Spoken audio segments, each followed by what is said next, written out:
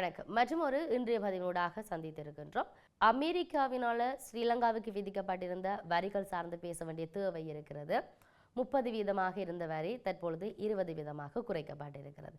இது பல சாதகமான நகர்வுகளை உண்டு பண்ணியிருந்தாலும் இது சார்ந்து பேச வேண்டிய தேவை இருக்கிறது. இது என்னுடைய நகர்வுகள் சார்ந்தும் நாம் இன்று இந்த பதிவினூடாக பார்க்க போகிறோம். வெள்ளை மாளிகை ஊடக செயலாளர் ஹெரோலின் லெவிட் அமெரிக்க அதிபர் ட்ரம்புக்கு அமைதிக்கான நோபல் பரிசு வழங்குவதற்கான நேரம் வந்துவிட்டது என்று சொல்லுகிறார். இஸ்ரேல், ஈரான், இந்தியா, பாகிஸ்தான் உட்பட 6 மோதல்களை ட்ரம்ப் இது வரை முடிவுக்கு கொண்டு வந்திருப்பதாக அவர் சொல்லுகிறார். செய்தியாளர் சந்திப்பில் இந்த விடயத்தை சொல்லியிருந்தார். 1 Thailand, Cambodia. 2 Israel, Iran, Rwanda, Congo, குடியரசு, அதேபோன்று இந்தியா, பாகிஸ்தான், செர்பியா,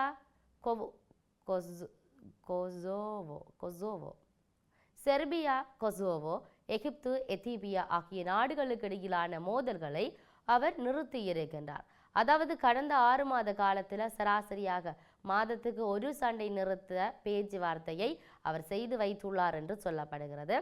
அதிபர் ட்ரம்புக்கு அமைதிக்கான நோபல் பரிசு வழங்க நேரம் வந்துவிட்டது என்ற விடயம் முன்வைக்கப்பட்டிருக்கிறது. முன்னதாக பாகிஸ்தான் பிரதமர் ஷெபாஸ் ஷெரீப் மற்றும் இஸ்ரேல் பிரதமர் நெத்தன்யாகு ஆகியோரும் ட்ரம்புக்கு நோபல் பரிசு வழங்க பரிந்துரைத்திருந்தனர். அமெரிக்க அதிபர் ட்ரம்ப் மற்றும் ஒட்டுமொத்த வர்த்தக குழுவும் இந்தியாவுடனான வர்த்தக பேச்சுவார்த்தைகள் குறித்து சற்று அதிருப்தி அடைந்ததாக அமெரிக்க நீதித்துறை செயலாளர் ஸ்காட் செபண்ட் சொல்லியிருந்தார். ஆகஸ்ட் மாதம் 1ஆம் தேதி இன்று முதல் இந்தியாவிலிருந்து இறக்குமதி செய்யப்படுகின்ற பொருட்களுக்கு 25% வரி விதிக்கப்படும் என்று ட்ரம்ப் அறிவித்திருந்த நிலையில் அமெரிக்க நீதித்துறை செயலர் இதனை தெரிவித்திருக்கிறார். அடுத்து என்ன நடக்கும் என்று அவருக்கு தெரியாது என்ற விடயமும் இது இந்தியாவைக்கு பொருந்தாது என்றும் அவர் ஊடகங்களுக்கு அளித்த செய்திகளில் சொல்லியிருந்தார். முதலில் இந்தியா பேச்சுவார்த்தைக்கு வந்தது, ஆனால் அதன் பிறகு அந்த விடயங்களை மெதுமெதுவாக நகர்த்தி வருகிறது என்று அவர் அந்த நேர்காணலில் சொல்லியிருந்ததை நாம் பார்க்கக்கூடியதாக இருக்கிறது. அதிபர் மற்றும் ஒட்டுமொத்த வர்த்தக குழுவும் இந்தியா மீது சற்று அதிருப்தியாக உள்ளதாக என்று நினைக்கிறேன். தடை செய்யப்பட்ட எண்ணெயை ரஷ்யாவிலிருந்து வெறும் பெரிய இறக்குமதிகளில் இந்தியாவும் ஒன்று, அதை அவர்கள் பிறகு சுத்திகரித்து விற்கின்றார்கள் என்று ஸ்காட் பெனன்ஸ் கூறியிருந்தார். அமெரிக்காவின் 25% வரி விதிப்பு குறித்து மத்திய வங்கி அமைச்சர் பியூஷ் கோயல் அமெரிக்காவின் இந்த முடிவின் தாக்கம் குறித்து ஆலோசிக்கப்பட்டு வருவதாக மக்களவையில் தெரிவித்திருந்தார். அமெரிக்காவின் வர்த்தக ஒப்பந்தத்தை ஆகஸ்ட் மாதம் 1ஆம் தேதி இன்றிலிருந்து பேசி முடிவு செய்யாத 10க்கும் மேற்பட்ட நாடுகளுக்கு புதிய வரிகளை விதித்துள்ளது வெள்ளை மாளிகை. இந்த வரிகளில் இன்னும் 7 நாட்களில் இவை அமுலுக்கு வர இருக்குது. அதிகபட்சமாக சிரியாவுக்கு 41% வரி விதிக்கப்பட்டிருக்குது. கடந்த 14 ஆண்டுகளாக உள்நாட்டு போர்களால் பாதிக்கப்பட்டிருந்த நாட்டுக்கு இது மிகவும் உயரிய வரி என்று சொல்லப்படுகிறது. லாவோஸ் மற்றும் மியன்மாருக்கு தலா 40% வரிகள் விதிக்கப்பட்டிருக்கு. ஆசிய பொருளாதாரங்களில் ட்ரம்பின் வரி விதிப்பு பாதிக்கப்படும் என்று நிபுணர்கள் எச்சரித்து வருகிறார்கள். சுவிட்சர்லாந்துக்கு 39% வரி விதிக்கப்பட்டிருக்குது. அமெரிக்காவுடன் சுறுசுறுப்பான வர்த்தகத்தில் ஈடுபட்டு அதிக வரிகளை எதிர்கொள்ள வேண்டியிருக்கும் ஒரே நாடு இதுவாகும்.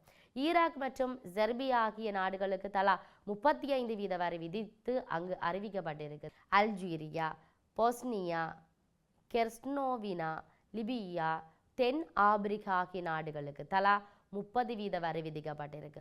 இதுக்கு முன்னராக இந்தியாவுக்கு 25% வரிகள் விதிக்கப்பட்டு அறிவிப்பு வெளியாகி இருந்தது. மேலும் இந்த வரி விதிப்புக்கு பின் பாகிஸ்தானுடனும் எண்ணெய் வளங்களை மேம்படுத்தும் ஒப்பந்தத்தை ட்ரம்ப் செய்து கொண்டிருக்கிறார். கனடாவுக்கான வரி விதிப்பை 25% முதல் 35% உயர்த்தி இருக்குது அமெரிக்கா.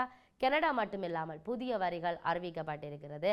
கனடா சட்டவிரோத போதை பிரச்சனை குறித்து நடவடிக்கை எடுக்காததாலும் அதற்கான நடவடிக்கை எடுக்காத போது அமெரிக்காவை எதிர்த்ததாலும் அதிக வரிகள் விதிக்கப்பட்டிருப்பதாக வெள்ளை மாளிகை சொல்லுது. கனடா பிரதமர் மார்க் கார்னி வட அமெரிக்காவில் இருந்து இந்த போதைப் பொருள் மருந்துகளை தடுப்பதில் குறிப்பிடத்தக்க முன்னேற்றம் கண்டுள்ளதாக ஜூலை மாதம் தெரிவித்திருந்தார். அமெரிக்க அதிபர் ட்ரம்பின் சமீபத்திய நிர்வாக உத்தரவு புதிய காலக்கெடுகளை விதித்திருக்கிறது.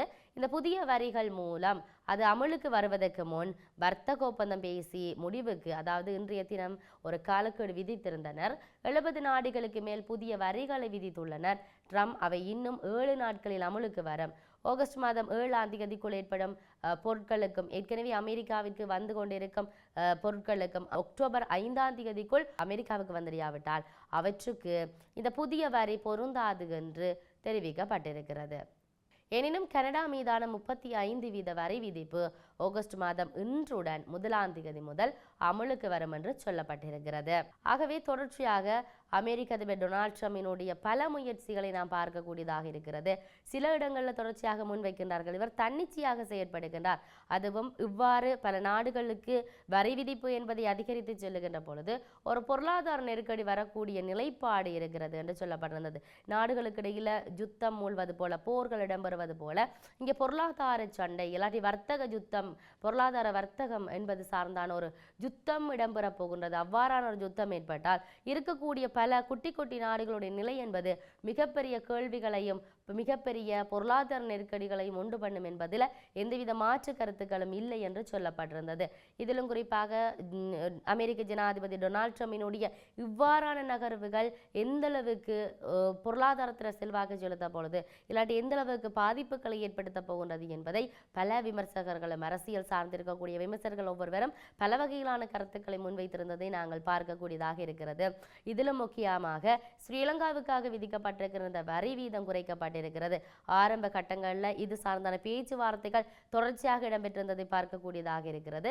கடந்த நாட்களிலும் கூட 30% இருந்த வரி சார்ந்து நகர்வுகள் இருக்கின்ற பொழுது டொனால்ட் ட்ரம்பினால் 30% தான் ஸ்ரீலங்காவுக்கான வரி விதிப்பு வீதம் என்று சொல்லப்பட்டிருந்த பொழுது ஸ்ரீலங்கா சார்ந்திருக்கக்கூடிய அமைச்சர்கள் இல்லாட்டி அது சார்ந்த அதிகாரிகள் சொல்லியிருந்தார்கள், இன்னும் பேசுவதற்கான நாட்கள் இருக்கிறது, இன்னும் அவர்களோடு நாங்கள் பேச்சுவார்த்தை பேசுவதற்கு இல்லாட்டி அவர்களோடு சேர்ந்து ஒரு உடன்பாட்டுக்கு வருவதற்கு அவர்களுக்கான சமாதானம் சார்ந்தோ இல்லாட்டி வரி விதிப்பு சார்ந்தோ ஒரு ஏதாவது ஒரு முன்னேற்றகரமான பேச்சுவார்த்தைகளை கொண்டு போறதுக்கு எங்களுக்கு நேரம் இருக்கிறது, அதுல இன்னும் மாற்றங்கள் ஏற்படும் என்பதை நாங்கள் எதிர்பார்க்கின்றோம் என்ற விடயத்தை கடந்த நாட்களில் சொல்லியிருந்ததை ஸ்ரீலங்கா தரப்பிலிருந்து நாங்கள் பார்க்கக்கூடியதாக இருக்கிறது.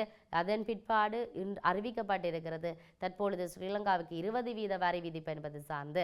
ஆகவே இன்றைய நாட்களில் இந்த 20% வரி விதிப்பு என்பது பல பேசு பொருளை உண்டு பண்ணியிருக்கிறது.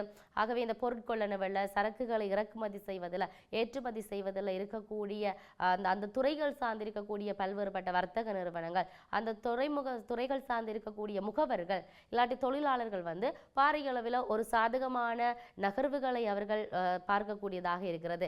தங்களுக்கு இது சாதகமான ஒரு விடயத்தையும் தோற்றப்பாட்டையும் உண்டு பண்ணுகிறது என்ற விடயத்தை அவர்கள் சொல்வதை நாங்கள் அவதானிக்கக்கூடியதாக இருக்கிறது. ஆகவே நாங்கள் பொறுத்திருந்து பார்க்க வேண்டிய தேவை இருக்கிறது. அமெரிக்காவினால் தற்பொழுது 20% வரி விதிக்கப்பட்டிருக்கிறது. ஒரு சாதகமான நிலைப்பாடு வரும் என்று சொல்லி ஸ்ரீலங்காவை அரசால் சொல்லப்பட்டிருக்கிறது. இவையெல்லாம் எங்கு போய் இந்த நகர்வுகளோடு சென்றடைய போகின்றது?